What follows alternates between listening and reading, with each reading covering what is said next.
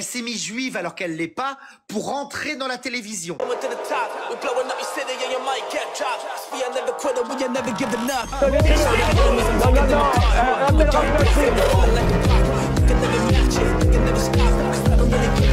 fumez, monsieur?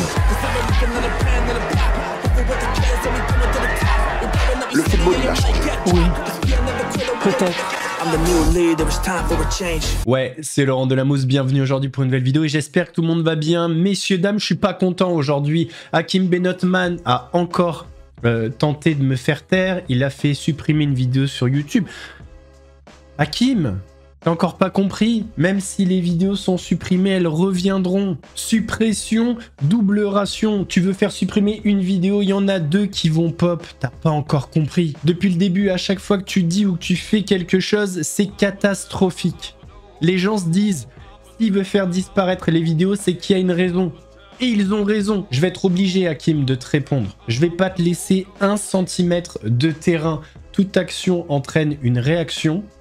Sois prêt. Messieurs, dames, avant de partir pour cette nouvelle vidéo, c'est le moment de soutenir la chaîne et moi-même en mettant votre plus gros pouce bleu, votre meilleur commentaire. On n'oublie pas de s'abonner et d'activer la cloche pour ne pas rater les prochaines vidéos. On fait de même sur la chaîne principale, la chaîne Mousse, où demain vous avez la suite du reportage d'Off Investigation sur Jean-Marc Morandini. Et vendredi, vous aurez la 3e et dernière partie. On me rejoint sur Instagram, sur TikTok, sur Twitch pour ne pas rater les lives du dimanche soir à 21h30.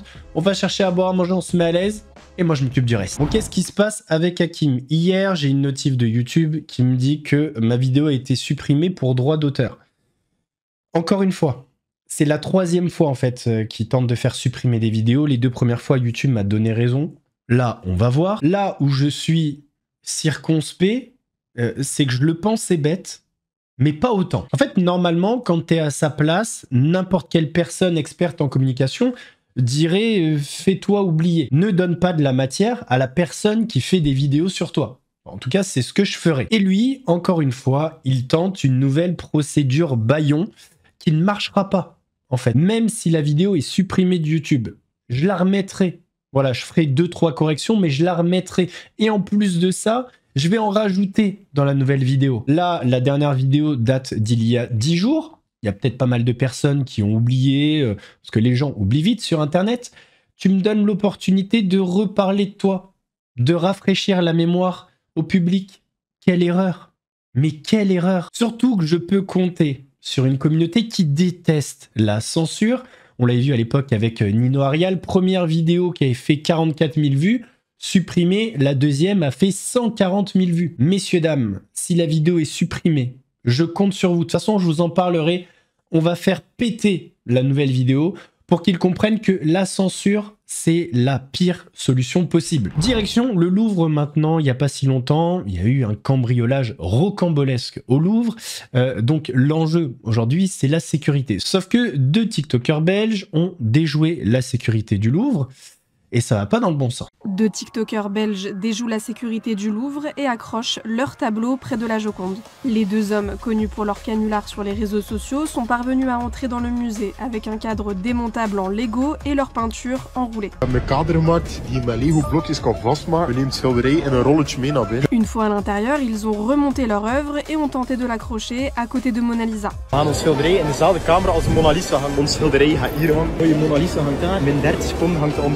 Maar het geval, want elke poging die we proberen was de security alert. En raison de la forte présence de sécurité, les 2 hommes n'ont pas réussi à accrocher leur tableau à côté de la Joconde, mais ont tout de même réussi à lui trouver une place dans la salle où est exposée Mona Lisa.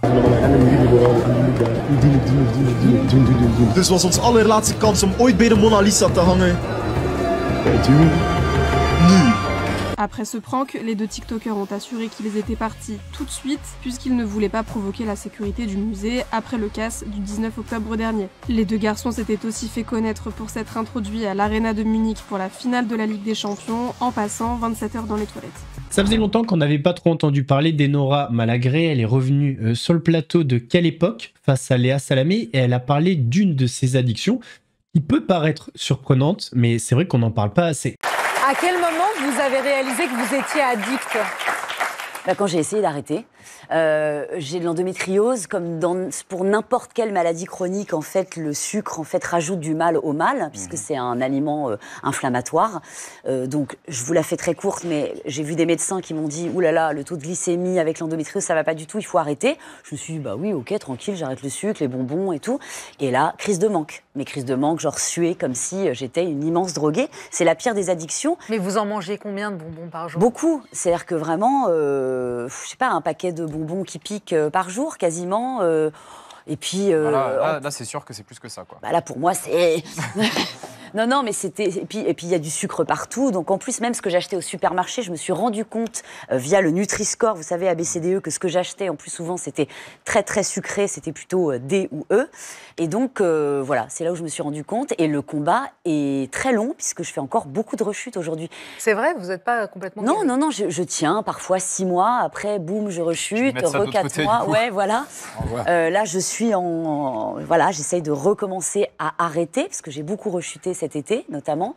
Là, les périodes des fêtes arrivent. Donc, pour les accros au sucre comme moi, et croyez-moi, on est très nombreux et nombreux en France, enfin dans le monde entier, là, c'est la panique. Parce que les chocolats, les repas de famille, etc. Donc là, je suis comme ça, je me gratte les veines. Mais ce qui est dingue, c'est qu'il y a les produits sucrés. Ouais. Ça, c'est facile à identifier. Mais il y a aussi plein de sucres qui sont cachés dans toute l'alimentation, y compris dans des produits salés. On avait enquêté dessus, on s'était rendu compte que dans des chips, dans du guacamole, dans des plats préparés... Il y avait du sucre dans les soupes. La soupe industrielle, ça c'est dingue. Il faut regarder, en fait, il ne faut pas hésiter à regarder derrière la fabrication des aliments. Et on voit, vous savez, il y a marqué don sucre.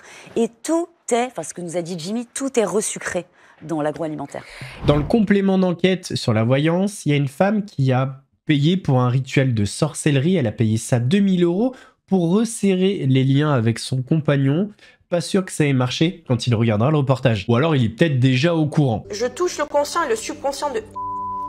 pour que cet effet de rituel d'envoûtement amoureux agisse à effet instantané et immédiat. Donc là, c'est ici que je reçois. Ça, c'est ma planche de rituel. Exceptionnellement, je suis autorisée à assister à la séance du jour. Sa cliente, qui souhaite rester anonyme, a le sentiment que sa moitié s'éloigne. Pour la modique somme de 2000 €, Danae affirme lui jeter un sort pour resserrer leurs liens. Pour que son conscient prenne conscience de l'engagement amoureux. Par l'élément du feu, je demande à mes guides de bien vouloir m'aider. Je l'attache pieds, poings et mains liés par ce rituel d'envoûtement amoureux. Donc ce soir, je l'enterre. Je vous envoie une vidéo du rituel sur WhatsApp, comme d'habitude. Et on attend le résultat. Vous me tenez au courant rapidement. Je suis intimement persuadée que ça va marcher. Bien sûr, comme la première fois. Vous avez quand même conscience que on peut trouver ça Bien sûr. à minima farfelu. Après, moi, je demande la validation de personne. Moi, je vois les bénéfices que ça apporte à mon quotidien et c'est tout ce que je demande. La guerre entre les deux streamers Fugu et Lydia, qui étaient en couple pendant un certain temps, continue de faire rage sur les réseaux. Chacun y va de ses prises de parole, de ses déclarations, de ses vidéos. Là, dernièrement, Fugu a pris la parole pour défoncer littéralement Samuel Etienne. C'est simple, je vais vous dire ce qui s'est passé avec Samuel Etienne. Parce que il a pris directement l'initiative d'en parler, donc déjà il lance un grand live où il va parler d'actualité. Évidemment le sujet le plus intéressant et que tout le monde attend, il le met bien à la fin pour bien faire marcher ses pubs, etc. Et il dit ça m'a pas convaincu. Ça m'a pas convaincu, et qu'est-ce qu'il dit d'autre? Il dit, ah bah si lui aussi il était victime, pourquoi est-ce qu'il a pas porté plainte? Mais quelle phrase de FDP. Mais quelle phrase de FDP. Mais il est con quoi. Mais il est débile. Non mais il est sénile le vieux, c'est plus possible. Il est midlife, il tient plus debout, moi je le dis, il y a un problème de... C'est quoi cette phrase de fou? Mais il est malade ou quoi? Mais il a pété un câble. Mais personne n'a rien dit sur cette phrase, c'est normal. Et toutes ces femmes qui ne parlent pas, pourquoi elles parlent pas, espèce d'abruti? Bah pourquoi toutes ces femmes ne parlent pas? Pourquoi toutes les femmes qui subissent de réelles violences, celles qui se font frapper, celles qui finissent en sang, qui ont des bleus et ne parlent pas? Mais c'est la même chose, espèce d'abruti. Et la vérité, c'est qu'évidemment, j'allais pas en parler, parce que on s'est mis d'accord, c'est elle qui m'a demandé de pas en parler. Pitié. Et je vous dis, il est sénile le vieux, il a pété un câble. C'est pas normal, mais reste là où t'es très bien présentateur de télé, frérot. Non, c'est trop, frère. Je lui envoie un message. Bonjour Samuel, je te contacte dans le but de t'adresser quelques mots. Tout d'abord, je tiens à m'excuser de ne pas t'en avoir parlé quand j'en avais l'occasion. Pour être honnête, c'était ma volonté première sur les conseils de ma maman lorsque je t'ai vu sur ton plateau télé. Malheureusement, on avait très peu de temps pour discuter entre chaque émission et l'histoire avec Raj a pris le dessus. J'aurais aimé me confier car je n'avais personne à qui en parler sur le moment, mais je n'ai pas eu le courage. Je tiens à t'apporter les réponses à tes questions et appuyer néanmoins certains de tes propos pour commencer. Même si ce qu'elle tentait de faire croire via son communiqué à moitié mensonger était vrai, ça ne mérite clairement pas un lynchage médiatique aussi puissant. 99% des influenceurs ont pris parti publiquement et m'ont craché dessus, car elle a tenté de me faire passer pour le monstre que je ne suis pas. Tu as demandé en stream pourquoi je n'ai pas porté plainte et j'ai subi moi-même des violences. Ma réponse honnête, bref, je lui parlais. Ça, c'est pas le problème. Il ne me répond pas, et uniquement quand il y a des accusations qui sont faites à son égard, quand les gens le soupçonnent d'être la personne dont j'ai parlé dans le GDoc, etc., il m'envoie un message en mode ouin, les gens m'attaquent. Que quand ça le concerne, que quand lui se sent attaqué, il prend parti. Enfin, il prend parti, il me dit, ah bah là c'est pas bien, tu dois absolument dire que c'est pas moi que tu visais quand tu disais ça, parce que ton truc est public, machin chose. Et après il me dit, ta vidéo est publique, ta réponse doit l'être aussi. Bon, je ne vais pas parler pour ton simple et bon vouloir. Mais péché, je me fais incendier de tous les côtés, je me fais insulter, je me fais menacer de mort, ma famille, mon petit frère, tout le monde, mes potes, mes modos frère, mes modos, mes pauvres modos. Aujourd'hui sort la nouvelle saison, la saison 3 de la série Validée, une série produite par Franck Gastambide, que vous pouvez trouver sur Canal+. Lors de la saison 1, on avait pu voir l'explosion du rappeur Attic. Franck Gastambide est revenu eh bien, sur les relations qu'il a eues avec Attic, vous emballez pas, et surtout sur son comportement sur les plateaux, parce qu'il y avait des rumeurs comme quoi Attic s'était extrêmement mal comporté. Moi, je veux d'abord commencer par dire que c'était pas un petit con. Là, il s'est auto-flagellé un peu, c'était pas à ce point-là. Oui, ça lui est tombé dessus alors que... il était réceptionniste dans un hôtel, il n'était pas encore connu, et d'un coup, il y a cette magie qui démarre, il y a un tournage où tout est fait pour qu'il se sente bien, où il est chouchouté, il manque de rien, et à son âge, c'est pas facile de gérer ça. Mais d'abord, j'ai connu des gens qui se comportaient bien plus mal que lui, et c'était pas un petit con, c'était juste... un mec qui se prenait ça en pleine tête et il a réagi comme il a pu. Et puis, la réalité, c'est que 5 ans plus tard, un mariage, un enfant, c'est un autre gars, et que tout va bien dans sa vie, et que là, d'un coup, il dit, en fait, voilà, j'ai pas eu le bon comportement. D'abord, c'est la classe, et puis, pour être très honnête, ça nous a permis de nous rapprocher. Je crois que grâce à l'interview. Ouais. Ah, ça fait plaisir ça. Mais parce qu'en fait, on n'était pas en guerre du tout. Et tu remarqueras qu'il n'y a jamais l'un ou l'autre qui a dit un mot de travers. Il a jamais mal parlé de moi, j'ai jamais mal parlé de lui, et d'ailleurs, ça n'arrivera jamais. Alors, ça fait longtemps qu'on n'avait pas parlé de Pascal Thierry. Pascal, si tu tombes sur cette vidéo, honnêtement, tranquille. Voilà, il n'y a rien, c'est tranquille. T'emballes pas, commence pas à dire que je suis handicapé, etc. Ça va bien se passer. D'ailleurs, voilà, juste en ce moment, Pascal, voilà, il est célibataire. Il le dit beaucoup, hein, dans tous les TikTok, il le dit. Mais des fois, on n'arrive pas trop à voir le rapport entre le fait qu'il soit célibataire et la suite de la phrase. Vous allez comprendre. Je suis célibataire, mais j'ai une attache profonde aux musulmans qui m'ont aidé, qui m'ont tendu la main, qui ont été là quand j'en avais besoin, et dont je respecte énormément leur religion. Je ne suis pas musulman, je ne suis pratiquant de rien, je suis pratiquant juste d'être honnête, droit avec les gens et d'aider mon prochain autant que je peux, et surtout ne faire chier personne. Jamais vous verrez un commentaire de ma part sur les réseaux sociaux, par exemple, en dénigrant qui que ce soit. Voilà, donc ça commence déjà par là, un bon fond. Voilà. Donc pour les vrais musulmans, joue-moi Moubarak, et pour la femme qui va me rejoindre dans ma vie, j'espère bientôt, j'aimerais bien que tu puisses cocher la case. Je suis respectueux également des personnes vraies, bonnes. Et pour moi, les musulmans sont sur la top. Par contre, gros mytho, là. Tu dénigres personne. Tu m'as pas traité d'handicapé ou je sais pas quoi, là? Arrête tes mensonges. S'il te plaît, on a les traces, hein. On a les vidéos si tu veux qu'on les ressorte. Non, très honnêtement, s'il y a des femmes, parce que Pascal Thierry, c'est quand même un beau mec, s'il y a des femmes qui aiment les hommes qui vivent dangereusement, les mecs crazy, les mecs fifous, postulez. Je vous mettrai le lien du TikTok de Pascal Thierry. De toute façon, vous l'ajoutez sur Insta, mais regardez comme il est fifou. Je suis célibataire et j'aime me balader dehors, même quand il pleut. Putain, il marche sous la pluie, bordel! quel homme. Michael Bizet est en train de faire une percée, il est en train de buzzer sur TikTok en ce moment. Il fait des lives et dans un de ses derniers lives, il a parlé de Ramous. Et il a déchiré. Quoi? Il y a Miss TikTok. Max, tu peux passer le message à Mika, s'il te plaît, s'il connaît Ramous et de ce qu'il pense. Une merde. Une merde. Il était avec la Berda, c'est une merde. Point barre. En plus, il devait lui souper le bulot, donc stop, une merde. Allez. Baraka, il dégage. Mika, urgent, s'il te plaît, connais-tu... Ah oui, d'accord. Je te jure, une merde. Tous ceux, demande à Boulette, hein, parce que je vous jure, tous ceux pour moi qui ont été alliés avec Magali Berda qui m'a fait tomber, alors que pour le coup, je vous le dis, elle s'est mise juive alors qu'elle l'est pas, pour rentrer dans la télévision.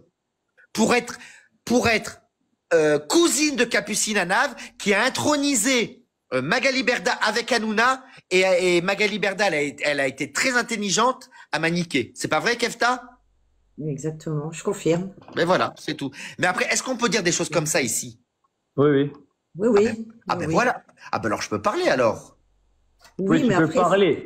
Attention quand même, faut pas tomber Nabila, dans... mais pareil, on me dit Nabila, t'en penses quoi? Moi, j'étais le manager de Nabila. Nabila, avant, c'était une péripatéticienne, tout le monde le sait, une péripatéticienne à Genève. Elle était dans l'agence Féline. Elle s'est tapée des vieux papis, et j'ai encore des fois des messages de vieux papis qui veulent coucher avec Nabila. Est-ce que je vais vous dire non? Tamzira aurait été insulté par Maïva Genam sur Instagram. Il a décidé de lui répondre sur Aja. Je me suis fait insulter. Un gros vicieux. Oh là là là là, mon Dieu, tout ce que j'ai pris sur Instagram. Donc moi, tout ce que j'avais envie de dire à Maïva Genam, c'est Maïva, je te demande une chose. Quand on te pose une question, à toi comme à quelqu'un d'autre, dans le cadre d'un sujet, que ce soit mon équipe ou moi, et c'est ce que je lui ai dit en note vocale par Instagram, et je vous le dis ici, on le fait avec respect. On n'insulte pas les gens. On ne l'a pas traité de... On l'a pas traité de vicieuse, on l'a pas traité de... Maëva, je respecte ta légitimité en tant qu'influenceuse. Tu décides de faire un placement de produit pour des gummies, en disant que les parties intimes, grâce à ça, sentiront l'ananas. C'est ton métier, je le respecte. Je te demande de respecter le mien. Je fabrique des émissions, je fais de la création de contenu, je suis un journaliste que je ne suis pas aux yeux de nombreuses personnes, et c'est OK. Mais je respecte ton statut d'influenceuse, respecte mon statut également. Ne m'insulte pas à l'avenir, sois un petit peu plus mesuré dans tes réponses. Et si tu souhaites remettre en question les informations scientifiques d'un gynécologue qui a fait plus de 10 ans d'études pour dire qu'aucune gummies ne permettra véritablement de ne pas avoir de mycose, c'est ton droit. Mais lui aussi, il a sa légitimité. Voilà, donc on respecte la tienne, respecte la nôtre, s'il te plaît, et tout se passera bien. Léna Situation a profité de sa venue sur le plateau de France Inter pour mettre un scud à la chaîne CNews, et honnêtement, c'est totalement mérité. C'est Léna Situation. Ah oui. 4,8 millions d'abonnés sur Instagram. Certains dénoncent qu'en 2024, elle était en décolleté, et puis aujourd'hui au Festival de Cannes, et que maintenant, elle est habillée un peu à la mode des frères musulmans, si vous permettez l'expression. Elle joue un peu de temps en temps le petit côté sexy, de l'autre le petit côté djellaba. Le petit côté sexy, le petit côté djellaba, ouais, non, ça m'est vraiment passé en travers de la gorge. Pas parce que c'était une attaque personnelle, mais c'est vraiment là une attaque sur absolument toutes les femmes. Quand je vois ça, en fait, mon cœur saigne pour toutes les femmes. Non. Toutes les femmes musulmanes en France. Sachant que pour donner un peu de contexte, je portais juste une robe ample, une robe et un foulard dans les cheveux. La première fois que vous allez à Cannes, vous portez une robe Vivienne Westwood. Oh, voilà, je portais un petit body sexy la première fois que j'allais à Cannes. Donc vous avez les cuisses à l'air. Quelle fut ma surprise de me rendre compte que c'était pas possible sur Internet de mettre ce type de robe avec mon corps. Ok, l'année d'après, j'arrive avec une robe ample. Qu'est-ce qu'on va pouvoir me dire ? Ah, quoi ? Que je suis à la mode des frères musulmans ? Et là, quand j'ai vu le message, c'est vrai que j'étais à table et j'étais vraiment juste... J'avais le cœur qui saignait parce que je me suis dit, mais en fait, le racisme est tellement décomplexé, l'islamophobie est tellement décomplexée qu'on va même mettre islamophobe d'une femme qui n'est même pas musulmane. Et en fait, je me dis juste, moi, je suis hyper exposée. Donc, j'ai la chance après d'avoir plein de messages d'amour, de recevoir des gens qui vont m'envoyer du love. Mais toutes les femmes musulmanes qui vivent ces micro-agressions toute la journée, elles l'ont pas. elles vont rentrer chez elles avec leur voile où il va y avoir du crachat dessus parce que c'est ma copine qui me racontait ça quand on vivait cette histoire. Ma copine qui porte le voile, elle nous racontait ça. Et je me dis, en fait, je peux pas me taire et je peux pas faire comme si de rien n'était parce qu'en réalité, maintenant, je suis un peu anesthésiée à toute la haine en ligne, j'avoue. Vraiment? Je crois que c'est un peu malheureux et c'est pas non plus... j'ai l'impression que c'était la clé pour moi du bonheur, c'était que ça me touche plus. Et maintenant que ça me touche plus, je me dis, mais est-ce que je suis anesthésiée tellement j'ai tout vu, tout entendu. Mais j'avoue que Christine Kelly, là, m'avait surprise. Je me dis, it's a new one. La mode des frères musulmans. De toute façon, la leçon qu'on en tire de ce livre, Léna, c'est que on sera jamais parfait. Oui. Le regard des autres, on pourra jamais totalement y l'éviter et y échapper. Et tant mieux, à la limite, c'est une confrontation. Ce qu'il faut juste, c'est continuer à avoir envie et continuer à créer. Ça me fait tellement plaisir que vous l'ayez lu, le livre. Bah ouais. Ah bah parce que pas tout le monde le lit quand on fait les interviews. Non, c'est chouette. Ça me touche en plus de l'entendre à travers les mots. Enfin, c'est la première fois que j'entends des retours, donc je suis hyper. Je prends tout, quoi. Là, je suis trop contente. Mais prenez et dites à Christine Kelly que c'est plus trop 4,8 millions d'abonnés sur Instagram. C'est 5 depuis hier, c'est ça. Allez. Merci Léna. Merci. Messieurs, dames, on va terminer en vous énervant comme d'habitude avec Poupette Kenza. On l'avait entendu pleurer, tout ça. Sa voiture, elle allait pas l'avoir. Finalement, elle l'a eu. Et elle vous remercie. Enfin, elle remercie ses poupettes. Bébé, attends, je vais régler ça. Souris. Voilà. Enfin. On commence de sortir de cette vie de débauche qu'on avait. Oh wallah, petit à petit. Petit à petit, hein. Mais ça te va bien. Ah ouais. Je fais demi-tour ici. Ah, ou sinon, peut-être. Tu sais comment elle est souple à la conduite et tout. Elle est souple, elle est bien. Elle est tu vas légère, être à l'aise. pas de bruit et tout, franchement. Inch'Allah qu'elle nous autorise le ski. Ça serait génial d'y aller dans une voiture comme ça, wallah. Attendez juste que je sorte de mon virus. Wallah, on va la célébrer comme il se faut, la voiture. Montage sur le toit, carouage, grosse musique et tout. Vous inquiétez pas. Vous inquiétez pas. J'ai pas savouré. Je dis à Alan, je l'attendais, je mourais pour cette voiture. J'ai pleuré quand on n'a pas pu l'avoir et tout. Et genre là, j'arrive même pas à la conduire tellement je suis dans un état de fou. Attendez, la célébration, elle va se faire après. Là, je vous ai dit que je l'ai pris et tout. Je l'ai pris hier, elle est garée là, c'est que Alan qui remet les petits à l'école. Je sors pas de chez moi, les filles. Je suis dans, voilà. Mais je vous promets que quand je serai sortie de ce virus, on va célébrer ça comme il se doit. Gardez la célébration après, ok? Là, ça va être une crémaillère un peu décalée. Messieurs, dames, on arrive à la fin de cette vidéo. J'espère qu'elle vous a plu. Si c'est le cas, votre plus gros pouce bleu, votre meilleur commentaire. On n'oublie pas de s'abonner et d'activer la cloche pour pas rater les prochaines vidéos. On fait de même sur la chaîne principale, la chaîne Mousse, où demain, vous avez la suite du reportage de Off Investigation sur Jean-Marc Morandini. En mangeant sur Instagram, sur TikTok, sur Twitch, pour pas rater les lives du dimanche soir à 21h30. Nous, on se donne rendez-vous mercredi pour une nouvelle vidéo actu. En attendant, prenez soin de vous. Laurent de la Mousse vous salue. Ouais, c'est mousse, très frais comme une mousse, léger comme le houmous, piquant comme un bimous, un gros lion te course, tu cries, t'as la fausse, j'arrive à la rescousse.